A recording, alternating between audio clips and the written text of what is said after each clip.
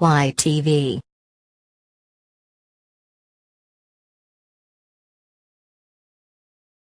You used to think or give many questions that is about the Earth, such as: how old is the Earth? Why is the Earth named Earth? Why is the Earth a sphere? Why does the Earth rotate? Why does the Earth have seasons? Why Earth is called Blue Planet? Why Earth has magnetic field? Why Earth has gravity? Part 1, The Age of Earth. Scientists think that the Earth is 4.54 billion years old. Coincidentally, this is the same age as the rest of the planets in the solar system, as well as the Sun.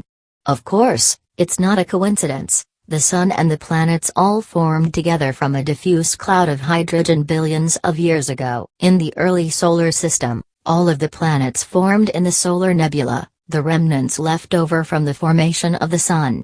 Small particles of dust collected together into larger and larger objects, pebbles, rocks, boulders, etc., until there were many planetoids in the solar system. These planetoids collided together and eventually enough came together to become Earth-sized.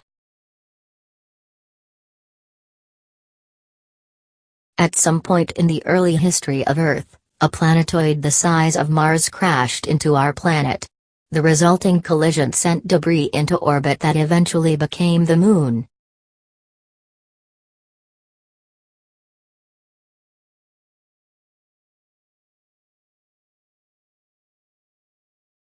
How do scientists know Earth is 4.54 billion years old? It's actually difficult to tell from the surface of the planet alone, since plate tectonics constantly reshape its surface. Older parts of the surface slide under newer plates to be recycled in the Earth's core. The oldest rocks ever found on Earth are 4.0 to 4.2 billion years old. Scientists assume that all the material in the solar system formed at the same time.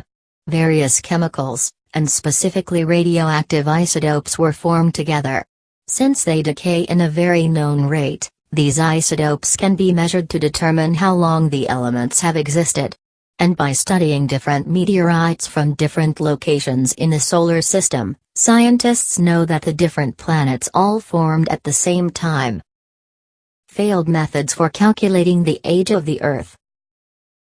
Our current, accurate method of measuring the age of the Earth comes at the end of a long series of estimates made through history. Clever scientists discovered features about the Earth and the Sun that change over time, and then calculated how old the planet Earth is from that. Unfortunately, they were all flawed for various reasons. Declining sea levels. Benoit de Millet, a French anthropologist who lived from 1656 to 1738 and guessed, incorrectly, that fossils at high elevations meant Earth was once covered by a large ocean. This ocean had taken 2 billion years to evaporate to current sea levels.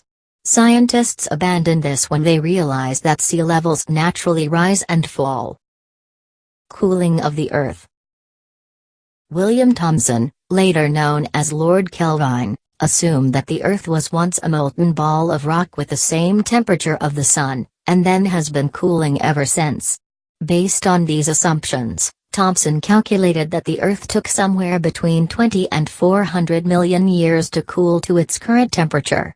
Of course, Thomson made several inaccurate assumptions about the temperature of the Sun. It's really 15 million degrees Kelvin at its core, the temperature of the Earth, with its molten core, and how the Sun is made of hydrogen and the Earth is made of rock and metal. Cooling of the Sun. In 1856, the German physicist Hermann Ludwig Ferdinand von Helmholtz attempted to calculate the age of the Earth by the cooling of the Sun. He calculated that the Sun would have taken 22 million years to condense down to its current diameter and temperature from a diffuse cloud of gas and dust.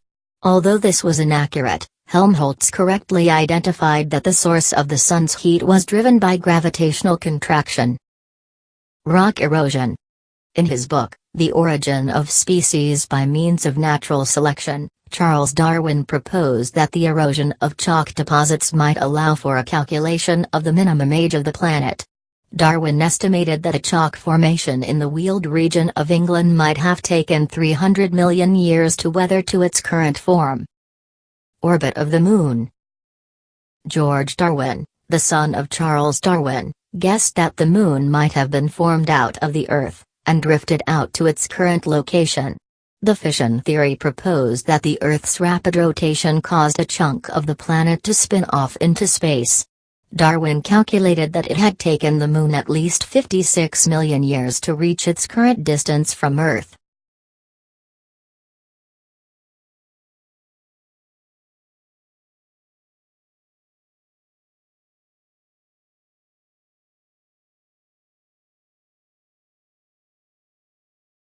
We now know the Moon was probably formed when a Mars-sized object smashed into the Earth billions of years ago.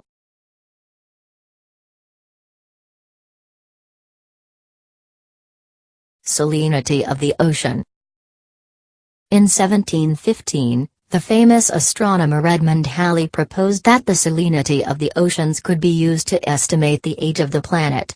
Halley observed that oceans and lakes fed by streams were constantly receiving more salt, which then stuck around as the water evaporated.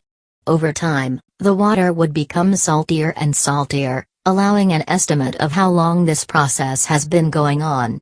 Various geologists used this method to guess that the Earth was between 80 and 150 million years old. This method was flawed because scientists didn't realize that geologic processes are extracting salt out of the water as well. Radiometric dating provides an accurate method to know the age of the Earth.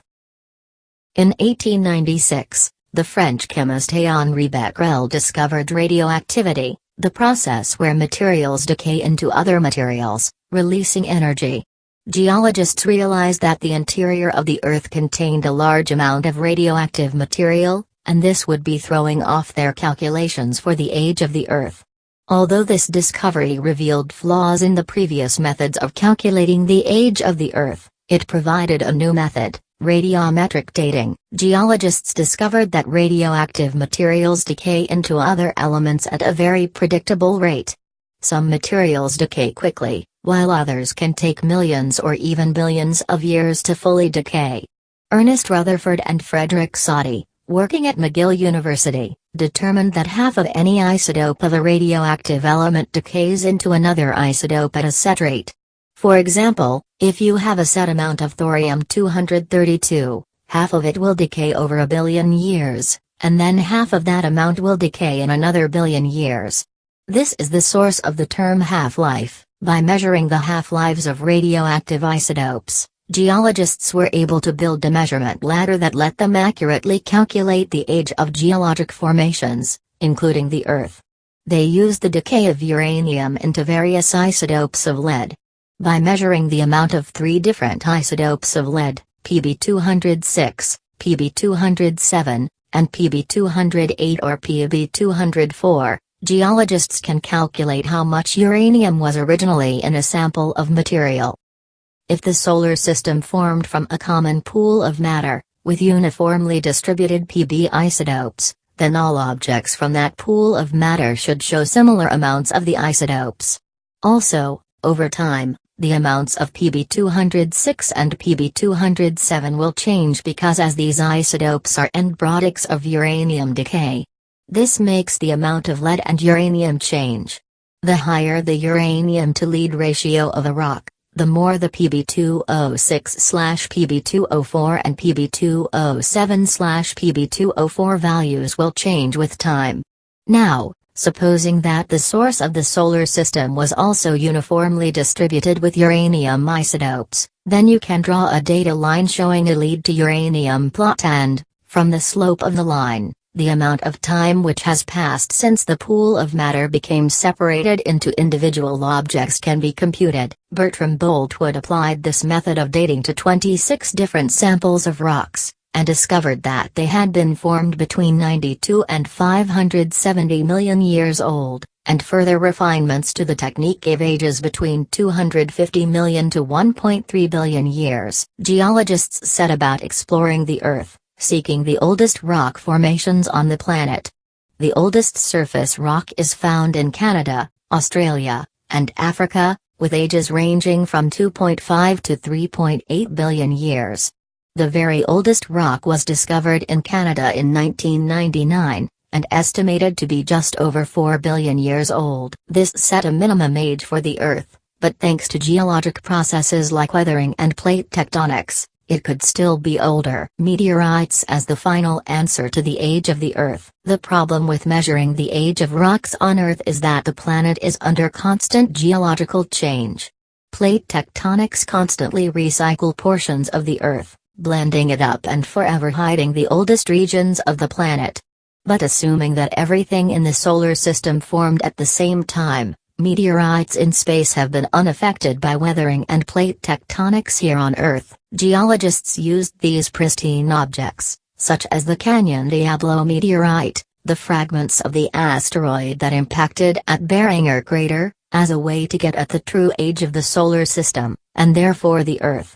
By using the radiometric dating system on these meteorites, geologists have been able to determine that the Earth is 4.54 billion years old within a margin of error of about 1%.